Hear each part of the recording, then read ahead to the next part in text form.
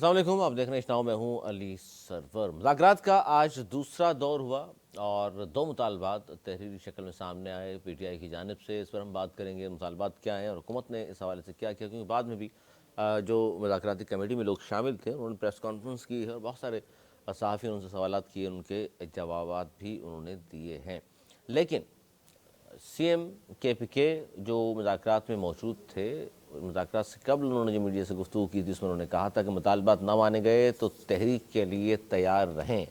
उन्होंने हुकूमत को ख़बरदार कर दिया एक और बार। और फिर एडिशनल जनरल सेक्रेटरी हैं पाकिस्तान तहरीक इंसाफ के फिरदौस शमीम नकवी साहब ने भी एक बात दोहराई कि अब ये सोच नहीं सकते कि अगर हमारे दो मुतालबात नहीं माने गए तो हम फिर क्या करने जा रहे हैं।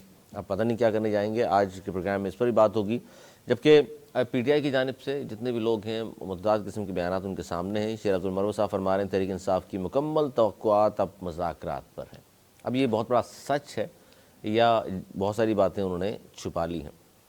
एक और बड़ी खबर आज की वो ISPR की जानिब से बताया गया कि जी सानिया 9 मई के 19 मुजरिमान की सज़ाएँ माफ़ कर दी गई हैं। मजमूई तौर पर 67 मुजरिमान ने रहम की अपील की। 48 पटिशनर्स को कानूनी कार्रवाई के लिए कोर्ट ऑफ अपील में नज़रसानी के लिए इरसाल कर दिया गया है। इस पर हम बात करेंगे। हमारे साथ मौजूद हैं नवेद ज़ुबैर साहब, सीनियर तज्ज़ेकार हैं। दानिश्वर, बहुत शुक्रिया। अनिस मंसूरी साहब, मारूफ सहाफ़ी तज्ज़ेकार, आपका भी बहुत शुक्रिया। सर, बिलाखिर मुज़ाकरात का दूसरा दौर आज हुआ और दो मुतालबात जो रखे हैं पीटीआई ने, बानी पीटीआई और सियासी कारकुनान की रिहाई और जुडिशल कमीशन 9 मई और 26 नवंबर के हवाले से बड़ा खुशाइन करार दिया जा रहा है आज भी कि जी चले मुज़ाकरात रुक नहीं रहे। और फिर जो मुज़ाकरात मुलतवी हुए उस पर पीटीआई की जानिब से ये कहा गया है कि जी हमें एक हफ्ते का वक्त दीजिए, हम इन तमाम बातों को अब बानी पीटीआई के सामने रखेंगे और उनकी मशावरत से मज़ीद मामला आगे बढ़ेगा। आप किस तरह देख रहे हैं इन चीज़ों को? बिस्मिल्लाहिर्रहमानिर्रहीम। देखिए, ये जो मुज़ाकरात का आज दूसरा दौर हुआ है, इससे पहले ये मुज़ाकरात के कई दौर हो चुके हैं। बिलवास्ता पहले स्टार्ट हुए, बिहाइंड द कर्टन, उसके बाद जनाब बीच के लोगों से करते करते फिर आपस में भी आए और पहला दौर हुआ, अब भी दूसरा दौर हुआ। आज मेरे भाई मान लेंगे कि मुज़ाकरात हो रहे हैं, क्योंकि टीवी पे भी आ गया, सब कुछ हो गया। इससे पहले तो ये मानने कोई तैयार नहीं थे कि भाई कोई मुज़ाकरात नहीं हो रहे। बहरहाल मुज़ाकरात हुए और कोई इमरान खान की रिहाई का मुतालबा भी नहीं है इसमें। इनके जो दो मुतालबात हैं कि जो कैदी हैं, ख़ास तौर से ये नवंबर वाले 4-5 हज़ार हैं, इनको रिहा किया जाए। बाकी भी जो सियासी कैदी हैं जो काफ़ी अरसे से जेलों में हैं उनको रिहा किया जाए और 9 मई का और 26 नवंबर का कमीशन बनाया जाए। इसके अलावा अंडर टेबल भी कुछ मुतालबात होंगे इनके जो हो रहा होगा। और नहीं, ये मुतालबात दोनों आप क्या समझते हैं कि इन दोनों मुतालबात पर हुकूमत अमल पैरा हो सकती है, कर सकती है सब कुछ, या आपको लगता है कि नामुमकिनात में से है? देखिए, हुकूमत ने भी कुछ चीज़ें उनको दी होंगी। अब हर चीज़ मीडिया को नहीं बताई जाती, ये मुज़ाकरात का असूल होता है। जो बातें बताई जाती होती है उस पर दोनों एग्री करते हैं, साइन करते हैं, वो प्रेस रिलीज जारी किया जाता है दोनों तरफ से और वही उनके नुमाइंदे बोल रहे होते हैं। एक आध कोई भंगड़े मार रहा होता है, वो उसकी माफ़ी होती है कि भाई एक आध डींगे मारेगा, बर्दाश्त करो, ये भी इधर से डींगे मारेंगे, बर्दाश्त करो। ये मुज़ाकरात में मैं दिहाइयों से ये देखता आ रहा हूँ। लेकिन सामने कुछ और मुतालबात होते हैं, अंदर उनके भी कुछ मुतालबात होते हैं। कुछ ले दे की बात हो रही होती है कि भाई आप ये नहीं करेंगे, आप इसके खिलाफ ये नहीं चलाएंगे, वो नहीं चलाएंगे, जो नॉनसेंस वो क्रिएट करता है वो नहीं करेंगे, और इधर से ये होगा, ये करेंगे। अब इनके जो लीडर हैं बानी पीटीआई, वो जेल में है और वो जाएंगे और ये एक हफ्ते का टाइम इन्होंने लिया है। इसके बाद मुज़ाकरात और जल्दी होंगे और हम इस दौरान ये भी देखेंगे कि एक दिन के वक्फे से जाएँ, हो सकता है सेम डे जेल भी जाए, क्योंकि 31 जनवरी तक की उन्होंने डेडलाइन दी हुई है कि 31 जनवरी तक हमको जो है आप हमारे मुतालबात माने जो भी हैं। तो बाद में मैं देख रहा हूँ किसी जगह ये मुज़ाकरात कामयाब होते हुए कुछ ले दे के ये अच्छा जी, मुज़ाकरात कामयाब होंगे और मुल्क में सियासी फ़ज़ा कायम होगी, जो मेरे ख्याल में 2025 का वजूहात पे आप नहीं बात करना चाह रहे। चलें ठीक है, बस आपने वर्बली बता दिया मुज़ाकरात कामयाब हो जाएंगे। हालांकि दो जो मुतालबात पहले रखे गए हैं आप उनके बारे में नहीं बता रहे कि वो हुकूमत मान लेगी तो मुज़ाकरात आगे चलेंगे। भाई इसमें मानने में कौन सी कबाहत है? जो तो सियासी कैदियों को रिहा कर देगी। सियासी कैदी जो जेल में दफा 144 के खिलाफ वर्दी 4000 आदमियों ने तो वो नहीं किया। 9 मई और देखिए 9 मई के तो आज आपके सामने जिन्होंने जो कन्विक्टेड हो गए थे, जिनको सजाएं होंगी थी, उनको माफी हो गई यार। तो जिनकी अभी नहीं हुई, 19 को ही, हाँ भाई 19 को हुई है तो और भी होगी ना। पहले और भी होगी। पहले 25 को सजा हुई थी, फिर 60 को हुई, 85 हो गया, अभी इधर से भी शुरू होगा। और जो मेन है जिनको जो जिनकी छोटे छोटे जुर्म है, आंसू गैस की शैली उठा के फेंकना या ये करना वो करना, वो चीजें, आज का मतलब है आप वो मैं उनको इल्जाम लगा रहे हैं कि सिर्फ आंसू गैस की शेलिंग 144 की खिलाफ वर्जी पर भी मिलिट्री कोर्ट्स में मुकदमा चल रहा था। नहीं मिलिट्री कोर्ट्स की बात नहीं कर रहा, वो माफी हुई है मिलिट्री कोर्ट्स वालों की, ये तो हुई है, ये तो बहुत अच्छा गुड जेस्टर है। मैंने आपको पहले बोला था कि 2025 माफिया का साल होगा, आगे बहुत माफिया मिलेंगी। और आप कह रहे हैं कि ये जो जिस पर पाबंदी सबको माफी मिल जाएगी। मैं ये नहीं कह रहा, लेकिन बहरहाल एंड ऑफ द ईयर तक बहुत कुछ हो चुका होगा। अभी इतना मेरे आपको हजम नहीं होगी मेरी बातें, अभी थोड़ी थोड़ी हजम होनी शुरू हो जाएंगी मेरे ख्याल में, मेरे भाई को हो गई होंगी, हो या ना हो चले, खैर वो आगे चल। लेकिन मैं ये देख रहा हूँ कई हजार लोग रिहा होंगे। अनीस मंसूरी साहब, इन मुज़ाकरात को आप किस तरह देख रहे हैं? मुज़ाकरात को दो मुतालबात हैं और उस पर हम बाद में आते हैं कि ना माना गया तो फिर पीटीआई क्या करने वाली, लेकिन इन मुज़ाकरात को आप देख रहे हैं कि हाँ अच्छी बात है और इन मुतालबात की वजह से इस्तेकाम आएगा। बहुत शुक्रिया जी। और जितना वक्त मिला मैं समझ रहा हूँ 4 मिनट बिल्कुल मिलेंगी। सबसे पहली बात यह है कि देखिए, मैं नवेद भाई की बात से मुतमईन नहीं हूँ कि मुज़ाकरात हो रहे हैं। अब आप इसे मुज़ाकरात का नाम दे रहे हैं तो सही है, अगर बैठना उठना चाय पीना कॉफ़ी पीना अगर मुज़ाकरात है तो मुझे बता दीजिए। ये मुझे बताइए कि जो लोग मुज़ाकरात में है उनके पास इतनी ताकत है कि जो मुतालबात रखे गए वो मान लिए जाएंगे? सबसे पहले मुझे सिर्फ एक बात का जवाब दे दीजिए कि हाँ भाई ये इतने ताकतवर लोग हैं, ये जो सी कैटेगरी की क़यादत बैठी हुई है, बी भी छोड़िए, ए भी छोड़िए, A+ भी छोड़िए, वो जाकर उधर बातचीत करेगी और बातचीत से जो है वो सारे मामला तय करके बोलेंगे हाँ जी सर हो गया सर आपकी बात, जुडिशल कमीशन भी हम बना रहे हैं और 9 मई के जो लोग थे उन सबको हम रिहा कर रहे हैं। नहीं, देखिए इसमें दो चीज़ें हैं। एक तो जिस तरह पीटीआई ने कहा कि हम अपनी लीडरशिप के पास जाके बात करेंगे, यही दूसरी टीम ने भी कहा है कि आपके मुतालबात हैं, हम जाहिर है आप कहेंगे तो हम अपनी लीडरशिप के पास जाएंगे। अपनी लीडरशिप के पास? किसके पास?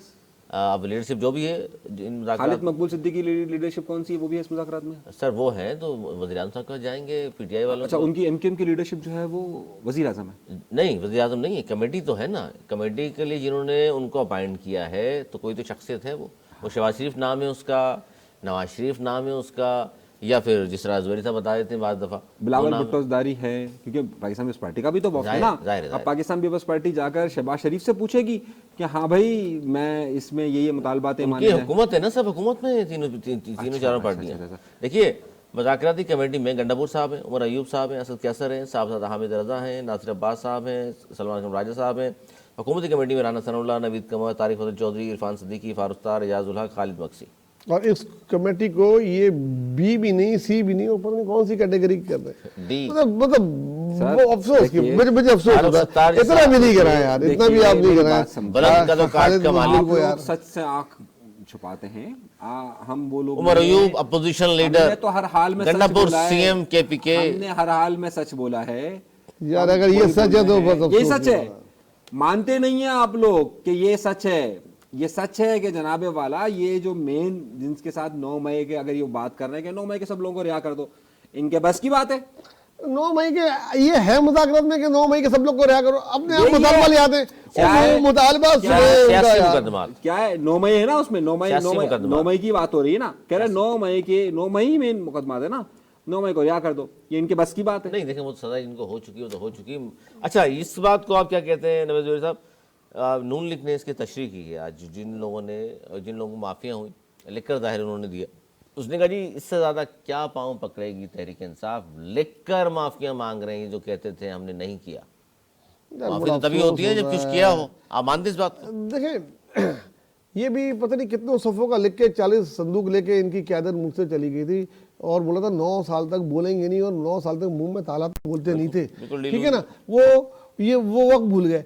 अब ये अगर कोई चीज़ बात देखिए, आपको माफ़ी मांगने के लिए मैंने बहुत पहले भी बोला था, माफ़ी मांगने के लिए पहले आपको डिनाइल से निकल के एक्सेप्टेंस पे आना पड़ेगा ना। एक्सेप्ट कर लिया ना सबने, एक्सेप्ट कर लिया, उसके बाद माफ़ी गलती हुई माफ़ी कर दिया हमें। और यही बातें तय होती हैं, चीज़ें होती हैं, आगे बढ़ने के लिए कुछ करना पड़ता है। वो उनको बहुत उनके दिल पे बड़ा घृणा गुजर रहा है ये मुज़ाकरात उनके लिए। उनकी ताबूत में वो एक एक कील ठोकरी है आखिरी नून लीग की, तो वो तो नहीं चाहेंगे किसी वक्त भी के मुज़ाकरात हो। लेकिन अगर आपको मुल्क को आगे लेके जाना है, मुल्क में जमहूरियत कायम रखनी है, सियासी फ़ज़ा हमवार करनी है, बैनुल-अक़वामी तनकीद से बचना है, तो आपको बहुत सारी चीज़ें करनी पड़ती हैं यार। देर समय राज नहीं करेंगे, अगले साल करेंगे, मतलब ये स्टेटस को तो नहीं चलेगा ना यार। लोग कौन है? पाकिस्तानी है ना सारे। हाँ अनिस मंजूरी साहब, देखिए भाई, अभी कुछ देर पहले हमारे मोअज़्ज़िज़ मोहतरम जनाब नवेद भाई ने ये फरमाया कि एक आध लोग ऐसे होते हैं जिनका काम होता है बोलते रहो। ये कहा था इन्होंने, बिल्कुल, हर सही पार्टी है? में होता है। अगर ऐसा ही एक आज तहरीक गंडेपुर ने मुज़ाकरा से पहले जो बढ़ के मारी, मैं वही कह रहा हूँ ना, तो दोनों तरफ की भड़के हैं ना। हाँ हाँ, तो या तो आप अपनी पहली बात पे रहे कि दोनों भड़के वो वाली धमकी रखे, अगर नहीं हुआ तो यार उससे क्या बढ़ के मारी। कायम तो रहे अगर अपनी हमारे बात पर। भाई, मैं अभी कायम हूँ अपनी बात पे, वो इसी को भड़क बोल रहा हूँ जो उसने उन्होंने कहा तो मारने देना, तो आप उसको ना भड़क के माने रखें। गए तो तहरीक के लिए तैयार हो जाएं। भाई दोनों भड़क मार रहे हैं ना, तो दोनों को भड़क कह दीजिए, साइड हम में कर दीजिए। लोगों को भागने पर मजबूर कर देंगे। ये अली मीर मिन्ना पर। हाँ, ये वो सबसे पहले खुद भागते हैं। अच्छा, बात यह है कि भाई सामने से अगर देखें, वो कह रहे हैं हम पर फायरिंग हो रही थी इसलिए भागे हम तो। अरे हम अपने टॉपिक पे रहे तो ज्यादा अच्छा है, ठीक है क्या ना? नहीं नहीं नहीं, आपने उनका जवाब नहीं दिया ना, उन्होंने जो सवाल किया आपसे। भड़क है ना, तो भड़क को भड़क नहीं, खुद आप कह रहे हैं। सवाल ये नहीं, है कि हुकूमती कमेटी किसके पास जाएगी इन मुतालबात को लेकर, आप बता दीजिए जुबैर साहब। उनको समझ में नहीं आ रहा। जी, उनको समझ में नहीं आ रहा। वो पहले कहते थे साबुन कमजोर है, आजकल उनको थोड़ा नेटवर्क कमजोर है ना, नहीं, वो इंटरनेट कमजोर है बिलावल भुट्टो की ज़बान में। इंटरनेट, उनको ये नहीं पता चलता कि इधर पानी कम आ रहा है, वो ये नहीं देखेंगे। अब देखें उनको पानी उधर पे नजर आएगा चलेगा, कि अब इंटरनेट पानी कम पे है। चलेगा। देखिए, सबको भाई ये बात पता है कि यूके ये इसमें 9 मई शामिल है, सर सवाल ये नहीं है। और वो जिसमें इसकी वजह से स्टेट शामिल है, पीटीआई ने मिलिट्री कहा फोर्स है में हम ट्रायल सारी हो रहे हैं। मैं आपकी तरफ ही आ रहा हूँ। रख रहे हैं हम। वो तो इमरान खान के सामने रखेंगे, उनके पास तो कोई और चीज है नहीं। हुकूमती कमेटी दूसरी हुकूमती कमेटी जो है उसमें पूरी इस्टेब्लिशमेंट होगी, है? तो उसमें उनका क्या ताल्लुक है? उसमें नवाज शरीफ साहब भी होंगे, उसमें बिलावल साहब भी होंगे, उसमें जो है इस्टेब्लिशमेंट के नुमाइंदे इसलिए होंगे कि उनकी तंसीबात में हमले हुए ना, माफी तो उनसे उनके साथ मुंसलिक है। ये आपका स्टेटमेंट है, हुकूमत ने नहीं कहा। हुकूमत ने नहीं कहा, तो आप जो पूछ रहे हैं मैं वो जवाब दे रहा हूँ ना यार। मैं तो आपकी ख्वाहिश पे जवाब नहीं दूंगा ना, अब तक ये तो- नहीं देंगे, मैं तो दूंगा। अब तक तो वो नवेद भाई ये कहते हैं कि नहीं हुकूमत ही मुज़ाकरा आती है। अब अरे ये हुकूमत बात मैं पहले कह रहा था। देखिए, गवर्नमेंट जो है, एक आदमी का नाम शहबाज शरीफ का नाम नहीं होता पाकिस्तान में। जो भी गवर्नमेंट होती है वो किसी के साथ एक पेज पे होती है, वो जिसके साथ एक पेज पे होती है उसका यही बात तो आपको मैं कब से कह रहा हूँ, मैं इतने अरसे से कह रहा हूँ। उनकी ईमा से ही मुज़ाकरात हो रहे हैं सर, मेरे मैं इतने भैया। अरसे से कह रहा हूँ। उनकी मर्जी के बगैर मुज़ाकरात का मजाक भी नहीं हो सकता था। सर मैं इतने अरसे से आपसे ये अर्ज कर रहा हूँ, और यही बात अर्ज कर रहा हूँ जो आज आप इकरार कर रहे हैं। आप तो कह रहे हैं मुज़ाकरात ही नहीं हो रहा, आप नहीं आज की होंगे। रात तक ये नहीं मान ये रहे। दोनों मुतालबात तस्लीम नहीं होंगे। चलिए लगा लीजिए शर्त। अरे यार, अभी शर्तें पे आप ये अरे दोनों सर, देखिए, कभी भी ऐसा नहीं होंगे, हो सकता। होंगे। कुछ देखिए, खेलेंगे तो कोई देखिए देंगे। मेरे भाई, एक तरफ अगर मुक्तदरा यार कुव्वतें- पता क्या मतलब ये है कि इनके जो महबूब कायद और महबूब पार्टी है ना, वो चाहती ही नहीं मुज़ाकरात हो, कोई हम ही खेलते रहे, यही टीम रहे, कोई सिलेक्टर आया ही नहीं अच्छा, नया। हमारे कोई महबूब कायद कौन है? नहीं वो अच्छा, नहीं, ये आप महबूब बताइए ना, कायद, आप बताइए। महबूब नहीं, कायद आप बताइए ना। नहीं, मुझे पूछने तो दीजिए, हमारे महबूब कायद कौन है? शहबाज शरीफ, उन लोगों को अगर एतराज है जितने मुज़ाकरात लोग देख रहे हैं ना, में। जितने लोग देख तो रहे हैं, आप उन्हीं की जुबान बोल जितने रहे लोग हैं देख रहे हैं ना, ना, जितने किसको कौन लोग- नहीं चाहता मुज़ाकरात? जितने लोग देख रहे हैं ना, उसमें से कोई अगर आपकी बात पे यकीन कर लेना, 1% भी तो मैं मान अच्छा ये मुझे बताएं, इस वक्त कौन नहीं चाहता, कोई एक पार्टी कौन सी है जो बिल्कुल नहीं चाहती मुज़ाकरात हो, उसका नाम बता दें। वो कौन सी पार्टी? इतना नहीं सोचें, इतना कौन सी नहीं पार्टी? कौन सी कोई पार्टी? भी एक पॉलिटिकल पार्टी की बता दें जो जिसकी लिस्ट ख्वाहिशों के मुज़ाकरात हो, वो तो MQ? अरे एमक्यू को क्या है, ये आए बस, उनके खत्म हो गई बात। साथ, ये आए उनके साथ, वो भी आए। अच्छा चल दूसरी खबर, सर दूसरी खबर पे आ जाएं। ISPR की जानिब से आज हमें बताया गया कि साने 9 मई के 19 मुजरिमान की सज़ाएँ माफ़ कर दी गई हैं, और मजमूई तौर पर 67 मुजरिमान ने अपील की थी। 48 पटिशनर्स को कानूनी कार्रवाई के लिए कोर्ट ऑफ अपील में नज़रसानी के लिए अरसाल कर दिया गया। ये एक बेहतरीन सामने आई कि चूँकि ज़ाहिर है ये पाकिस्तानी है सारे, रहम की अपील थी जो कि मंजूर हुई, 19 को माफ़ कर दिया गया। इस पर बड़े लोगों ने खुशी का इजहार किया कि बहुत अच्छी बात है, अच्छा फैसला सामने आया है। आप किस तरह देख रहे हैं इस फैसले को? बहुत अच्छी तरीके से देखिए, मैंने आपसे साल के आखिरी दिनों में कहा था कि आने वाला साल माफ़ियों का साल होगा। देखिए, उन्होंने अपना काम कर लिया, सदा दे के हुकूमत की रीट कायम कर ली और बता दिया कि यहाँ जाना फाउल है भाई, आपको करना है हंगामे या रोड अपना एहतजाज, ये रोड पे करें, जो जो जगह है वहाँ करें, यहाँ करेंगे तो सज़ा है। ऐसा नहीं है कि माफ़ी है, सज़ा है और संगीन सज़ाएं दी और करके दिखाया। उनका अपना मकसद भी पूरा हो गया, इनका भी मकसद इनको भी दिखा दिया गया। अब लेकिन आगे जाने के लिए साल के पहले ही दिनों में उन्होंने ऐसा गुड जेस्टर किया है जो उनकी साख को भी ऊपर करेगा और एक आम आवाम के लिए भी वो होगा और मुल्क में पॉलिटिकल फजा हमवार होगी। बहुत ही अच्छा, बहुत अच्छा फैसला है ये। क्या कहते हैं अनीस मंसूरी साहब? 19 पूरे साल जारी रहेगा माफियों का। जनाब चलिए, बहरहाल पहला सवाल ये है मेरे भाई, माफी का साल है, माफी फिर बहुत सारे लोगों को वो कह रहे हैं, खान को भी है, फलां को भी है, फलां को भी, हिंदुस्तान वालों को भी बता रहे हैं। 9 मई के वाकयात के बाद डीजीआई एसपीआर की जितनी प्रेस कॉन्फ्रेंसेस हुई ना, उसमें एक बात को बार बार दोहराया गया, आप पहले माफी मांग लें फिर आगे बढ़ते हैं। ये माफी मांग तो नहीं, लिख कर क्या मांगे? बार हम ना और क्या? तो आप माफी मांग लें, कह दीजिए अडियाला पैगाम पहुंचाएं, आओ कहो गलती हुई, माफी मांगता हूं, फिर बात आगे बढ़ेगी।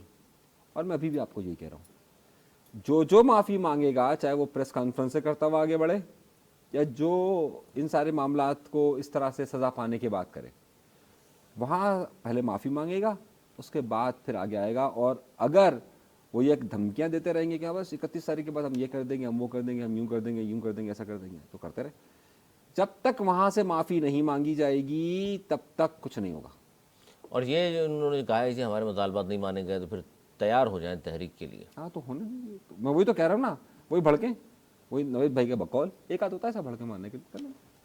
सर सीएम है, जस्ट इग्नोर इट, इग्नोर आज ये ऐसे भड़के मारने वाले होते हैं ना। वो एक स्टार बड़ा अच्छा आता है, मैं बार बार नहीं कहना चाहता, वो बच्चा को माँ खिला रही होती है, बोला बस एक तुम्हारा खाऊंगा नहीं तो मैं ऊपर से कूद जाऊंगा सोफे पे से ना, तो मतलब वो वहाँ को भी पता होता है सोफे से क्या कूदेगा। अच्छा, आपने ये क्या भड़की मारेंगे, अब ये कर क्या सकते हैं, सारे कार्ड शो कर चुके हैं, बहुत अच्छी पेशरफ्त करार दिया है। लेकिन जो चेयरमैन है इस वक्त तहरीक इंसाफ के बैरिस्टर कोहर, उन्होंने ये कहा है कि जो 19 लोगों के लिए माफी का ऐलान कोई बड़ी पेशरफ्त नहीं है। मंसूरी साहब देखिए, जो 19 लोगों को माफ़ किया गया है, दर हकीकत आप ज़रा सा हम इसको देख लेते हैं, और ज़रा सा बड़े दो इसके पहलू हैं। सबसे पहला इसका इंतज़ामी पहलू है और दूसरा इसका सियासी पहलू है। जिन लोगों को माफ़ किया गया इनमें से मेजोरिटी की सज़ा 2 साल थी, अगर हम काउंट करें। हाँ, छोटी सजा होगी। सही है। जिनकी 1.5 साल और 2 साल सजाएं थी, वो 9 मई के बाद जो लोग 11, 12, 14, 15, 16 को अरेस्ट हुए, उसके बाद वैसे ही इनकी मुद्दत ख़त्म हो गई थी सज़ाओं की, और उसके होने वाली थी। और उसके बाद अगर इन्होंने, आपने देखा होगा कि जो फ़ौज की तरफ से पहले भी उन लोगों की जिनकी 1 साल तक की सज़ा थी, उनको इन जो 60 और 25 जो केसेस से 85 केसेस से पहले उनको रिहा कर दिया गया था, उनको आम माफ़ी का ऐलान दिया गया था और उसके बाद उनको माफ़ कर दिया गया था। सेम ये पोजीशन हुई है। एक इसका इंतज़ामी पहलू है कि सज़ा भी ख़त्म हो रही थी, दूसरा उन्होंने दरख्वास्त भी की हुई थी, तो उसको फॉलो करते हुए इनको आम माफ़ी का ऐलान कर दिया। पहला इंतज़ामी पहलू ये। इसका दूसरा सियासी पहलू है। सियासी पहलू ये कि जाहिर सी बात है, ये जो प्रेशर एक बहुत ज़्यादा डेवलप हो रहा था कि जनाब ये मामलात सियासी नोयत के हैं, ये फ़ौजी अदालतों में नहीं होने चाहिए, तो उन्होंने बेसिकली केस को वाइंड अप कर दिया कि ये जो प्रेशर आ रहा था कि हाँ भाई ये केस अब फिर चलता, फिर अपील कोर्ट में जाता, फिर वहाँ से फैसला होता, सुप्रीम कोर्ट में हाई कोर्ट जाता, इस हफ्ते में सुना जाएगा। ये बड़ी अहम चीज़ है। ये सुप्रीम कोर्ट में सुना जाएगा, लेकिन ये उसी तरह सुना जाएगा जैसे पिछली बार सुना गया था। 85 का इन्होंने कह दिया था। मुझे ये लगता है कि और भी इसमें लोगों को इजाफा हो जाएगा और ये होगा इस तरीके से। देखिए, ये सारा इंजीनियर्ड है, मैं आपसे कह रहा हूँ। अच्छा, इंजीनियर्ड है। देखिए, एक इंतजामी तौर पर मामलात को चलाना ऐसे ही होता है कि पहले से प्लान होता है कि ये करना है, ये करना है, ये करना है। ऐसा थोड़ी होता है कि नज़रिया ज़रूरत की बुनियाद पर अभी हाँ भाई अभी ये कर दो, आज ये कर दो, कल ये कर दो। इंतजामी मामलात को, सियासी मामलात को चलाने के लिए एक फार्मूला होता है और उसी के मुताबिक। आप क्या कहते हैं जनाब? देखिए, अभी और भी माफिया होंगी, अभी और भी रिहाई होगी और मुज़ाकरात आगे बढ़ेंगे। कुछ ले दे के ही इसका नाम ही मुज़ाकरात है, भले किसी को अच्छा लगे, भले किसी को बुरा लगे।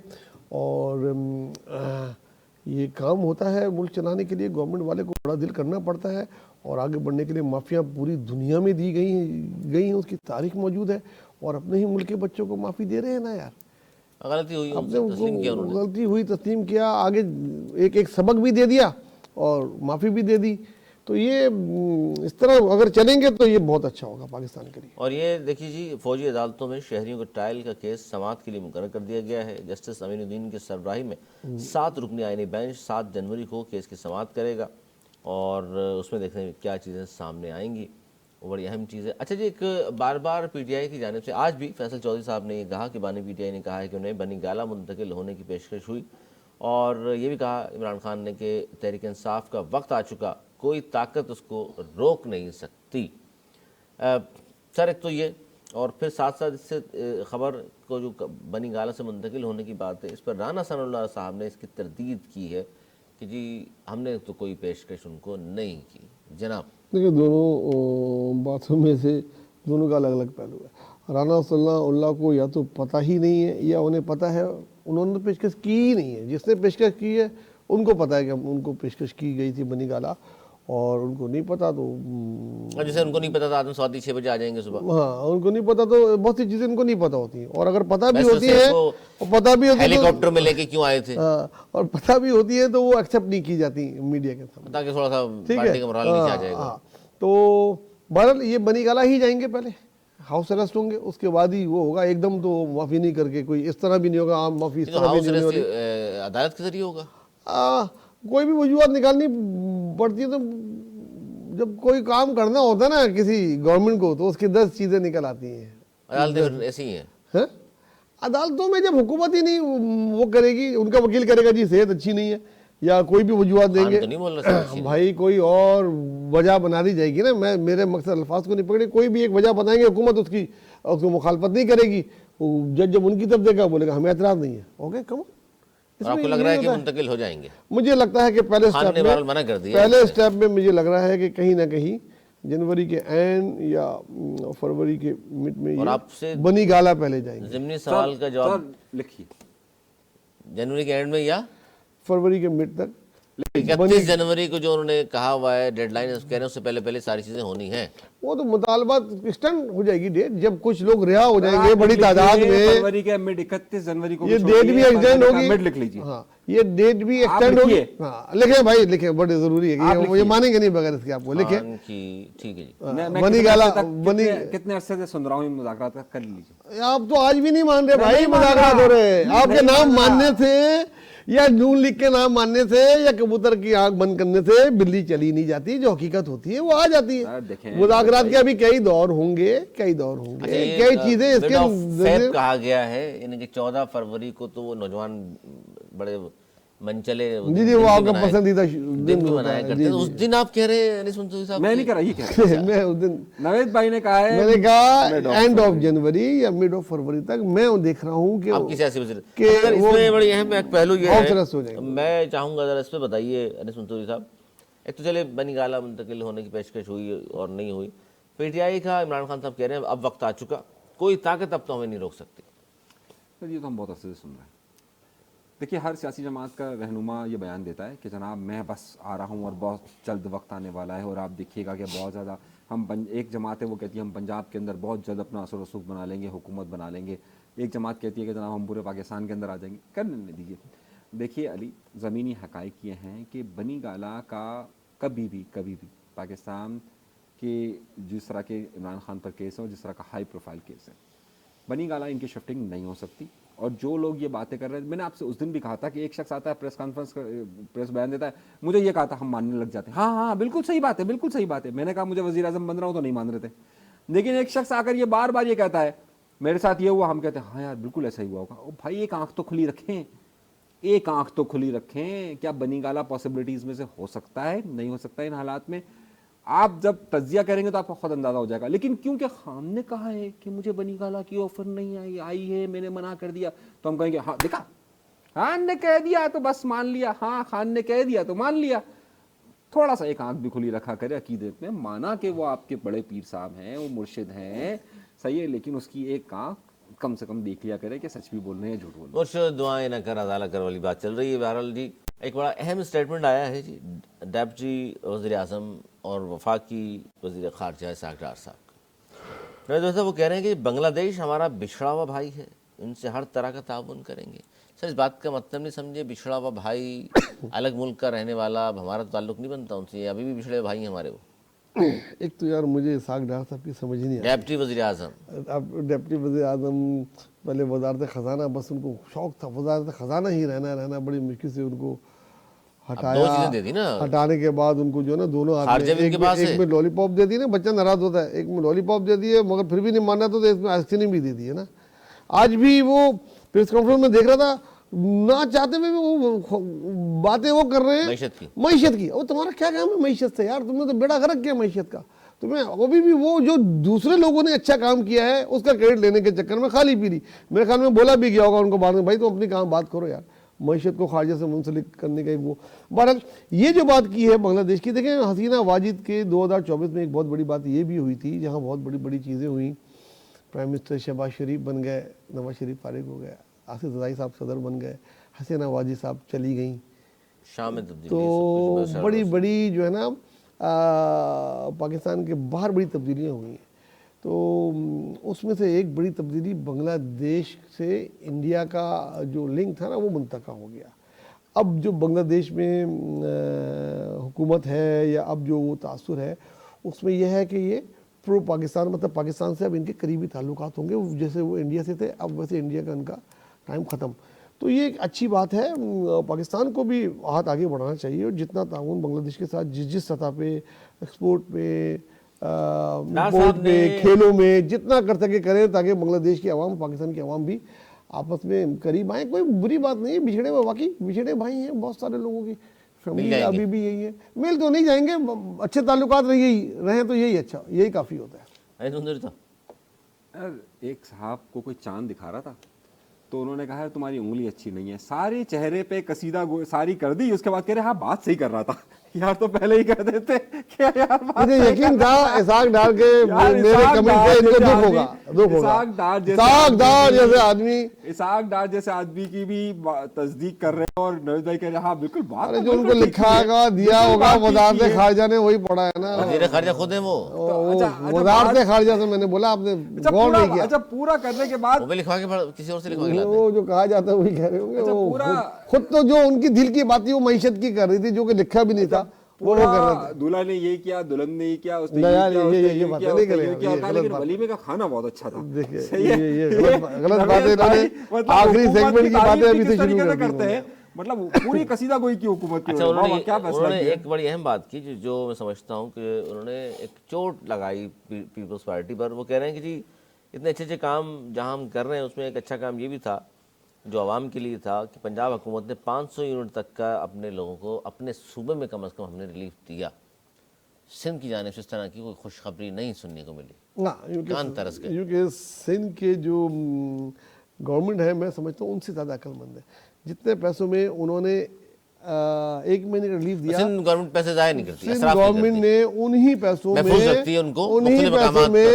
पैसों में आपने देखा, हमने देखा, मैंने अपनी आंखों से देखा, सोलर का एक सिस्टम गरीबों में बांटा ताकि 1 महीने की बिजली नहीं, ये नहीं पूरे सिंध में बांटा है। कराची में तो इतना नहीं, कराची में है, गोठों में बांटा है। मैं मौजूद था मदीर के गोठों में, इधर गोठों में बांटा है। सोलर वही लगता है जहाँ बिजली नहीं होती, जहाँ बिजली नहीं होती ना वहाँ उन्होंने उस पैसों में, भाई आप मछली नहीं दें, मछली पकड़ने का कांटा दे दे, वो सिखाया पीएस पार्टी ने, उनसे अकलमंदी की, उस पैसों में जो दिया है अब उनके घर में बांटा। आज भी कितनी जबरदस्त बात की उन्होंने गोठों में।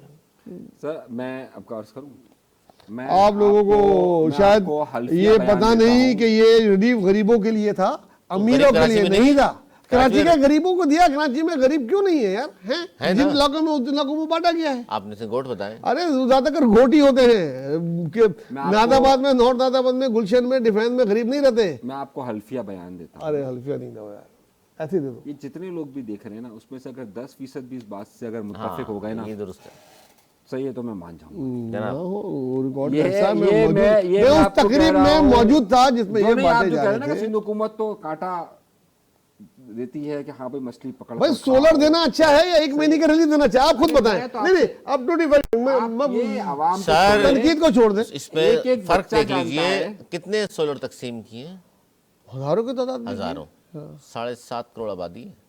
हाँ तो 7.5 करोड़ रिलीफ उन्होंने पूरे सूबे को दिया है। रिलीफ उन्होंने वो सोलर सबको नहीं दिए। नहीं, किसको दिया? जो 200 यूनिट से कम योग करते थे। ज्यादा है ना, तो भाई गरीबों के लिए तो है, करोड़ों में गरीब। यार 1 महीने का आपने दे दिया 2000 को, उससे अच्छा ये नहीं कि 200 को हमेशा के लिए आपने बिजली फ्री कर दी। भाई देखें इतनी ज्यादा सहूलत दोनों से बेहतर क्या चीज है अली, इतनी ज्यादा सहूलत हो गई इनको है, अच्छा नहीं लग रहा। अली इतनी ज्यादा सहूलत हो गई है, तो मैं जितने भी ये पीटीआई के सपोर्टर्स हैं और खासतौर पर ये फॉरेन कंट्रीज में, मैं उन सबसे कहता हूँ लड़काना आ जाए। हाँ भाई जन्नत बन गया। अच्छा जी, लाड़काना की चूंकि जिक्र हो गया है तो फिर बात उस तरफ निकली गई है, तो बड़ा एक अहम मसला जो कराची में बहुत ज़्यादा लोग इस पर बात कर रहे हैं, जो इंटेलेक्चुअल लोग हैं कराची के पढ़े लिखे, वो इस पर बात करते हैं, वो ये है कि जनाब हम यहाँ हज़ारों रुपए फ़ीस अफोर्ड करते हैं अपने बच्चों की, और अच्छी जगह अच्छे स्कूलों में पढ़ाते हैं, ट्यूशन भी पढ़ते हैं बच्चे हमारे, जबकि लाड़काना, खैरपुर, सांगड़ के बच्चे सरकारी स्कूलों में जहाँ जानवर बांधे जाते हैं, ज़्यादातर औताक बनी होती है वडेरों की, जो वहाँ से पढ़कर निकलते हैं, हालांकि पढ़ाई पूरे साल नहीं होती, लेकिन वो 85% नंबर ले लेते हैं एमडीकेट जैसे एग्ज़ाम्स में। कराची का बच्चा इतने खर्चा कराने के बावजूद, घर वालों का इतनी जगह पढ़ने के बावजूद 35% नंबर क्यों लेता है? ये जादू आज तक समझ में नहीं आया। या तो सबको वहाँ शिफ्ट हो जाना चाहिए, मिट्टी बड़ी ज़रखेज़ है जहाँ इतने ज़्यादा ज़हीन लोग पैदा हो रहे हैं, इसके बावजूद कि कोर्ट सिस्टम ख़त्म करने को सिंध हुकूमत तैयार नहीं है, अगर इतने ज़हीन है तो कोर्ट सिस्टम ख़त्म करते हैं। सर आप पहले बता दीजिए। देखिए भाई मैं सर क्या वजूहत है कराची वाले बच्चे क्यों नहीं पढ़ रहे? वजह सीधी सीधी है। सिंध में माशाल्लाह हमारा सुबह है, बेहतरीन दिमाग है वहाँ के लोग। सर देखें कराची में का मसला सारा ये है कि यहाँ पर जितने भी जहन है उन सबको ये समझ लिया गया है कि सारे के सारे ख़राब हो चुके हैं, नाकारा हो चुके हैं, और जो एआई की जदीद टेक्नोलॉजी से एक नई जनरेशन कुछ अजला के अंदर बनाई गई है, वो ऐसी उभर रही है, ऐसी उभर रही है, ऐसी उभर रही है कि उसने सिंध, कराची समेत पूरे सिंध के तमाम सरकारी इदारों पर वो आ चुके हैं। लेटर लिखना आता हो ना आता हो, लेकिन है 20वां। अच्छा वो बच्चे हैं वहाँ से जो 85% नंबर ले रहे हैं, जिन असातिज़ा से वो पढ़ रहे हैं, उन असातिज़ा को अपने इंग्लिश में नाम लिखना नहीं आता, उन बच्चों को लेकिन इतना अच्छा पढ़ा देते हैं वो 85% नंबर लेके पास। कराची में महंगे तरीन स्कूलों का पढ़ा लिखा बच्चा 35। सर आप तो माशाल्लाह इस शहर के रहने वाले हैं, दर्द है महकमा तालीम से आपका बड़ा गहरा ताल्लुक रहा है, ये कहाँ गलती हो रही है कराची वालों से?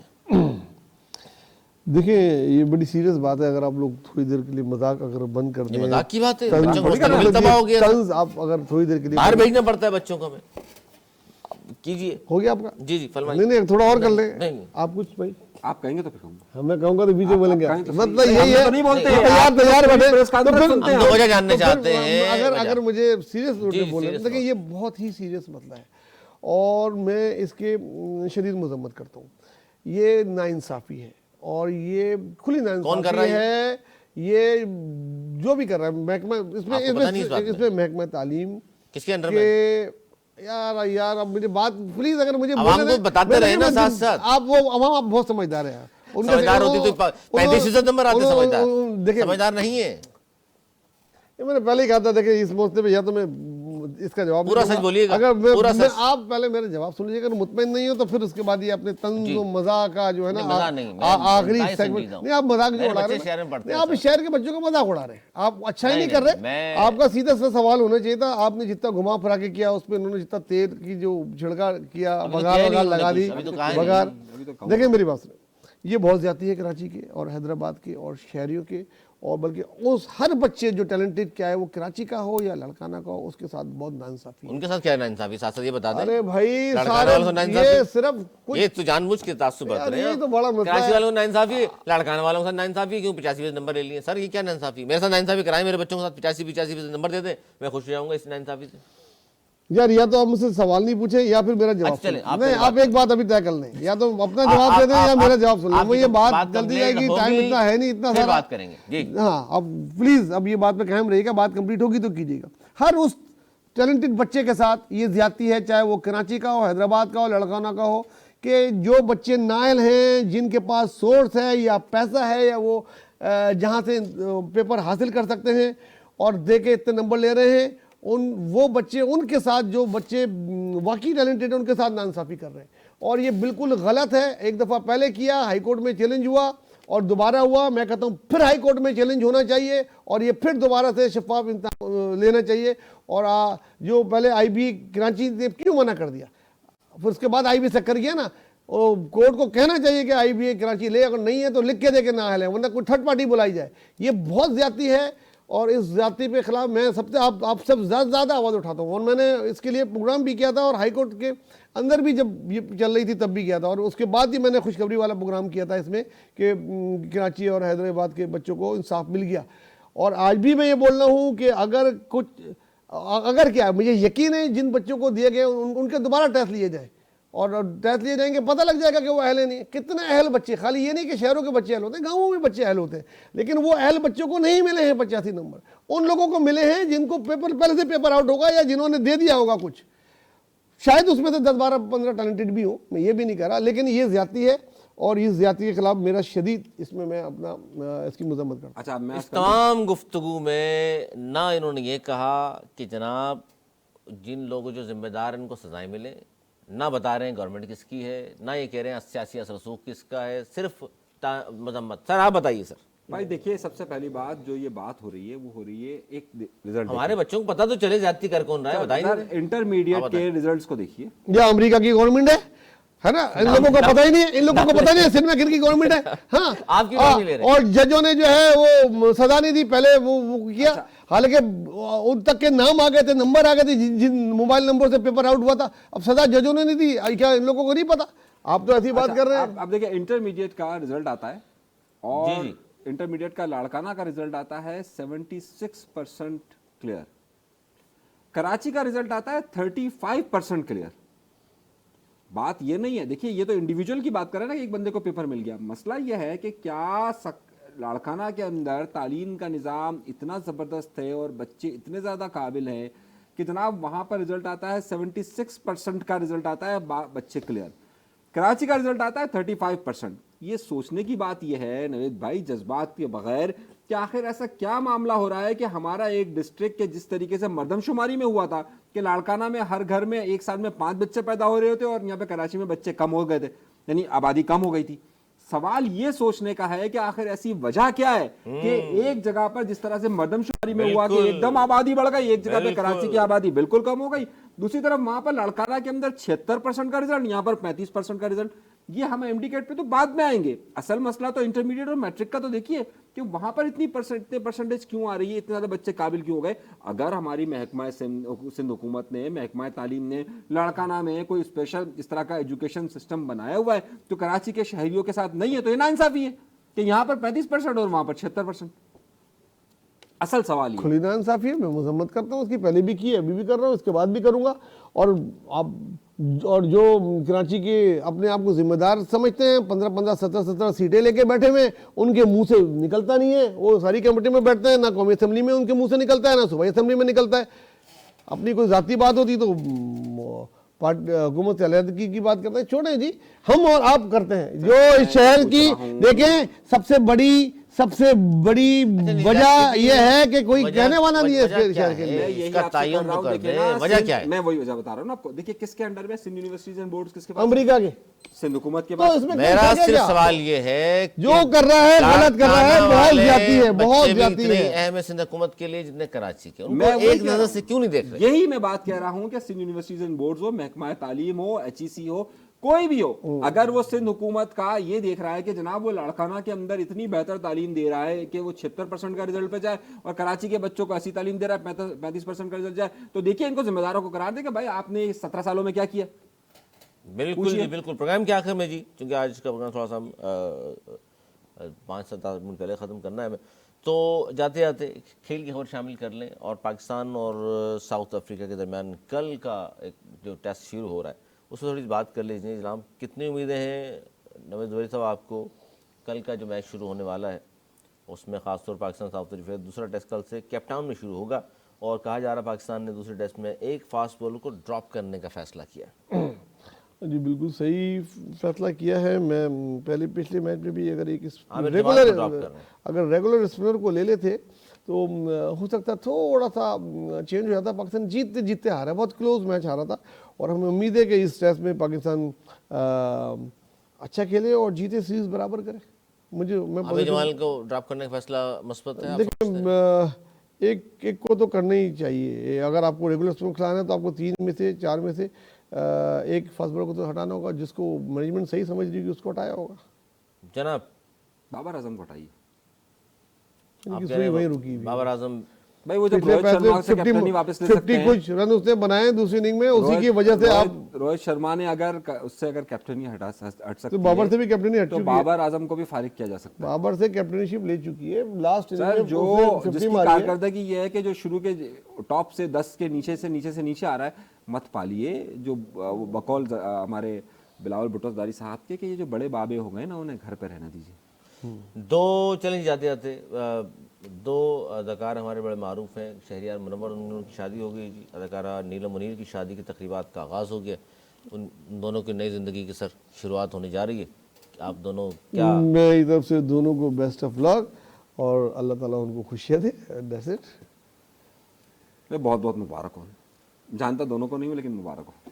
लड़की को नहीं जानते आप? नहीं अच्छा, बता नहीं चाहिए कैमरे के सामने। चलें ठीक है, बहुत शुक्रिया नाज़रीन आपका, हमारे प्रोग्राम को देखते हैं, पसंद करते हैं। मेरे दोनों मेज़बानों को बहुत शुक्रिया। अगले प्रोग्राम तक के लिए हमें दीजिए इजाज़त। मौलाना के बाद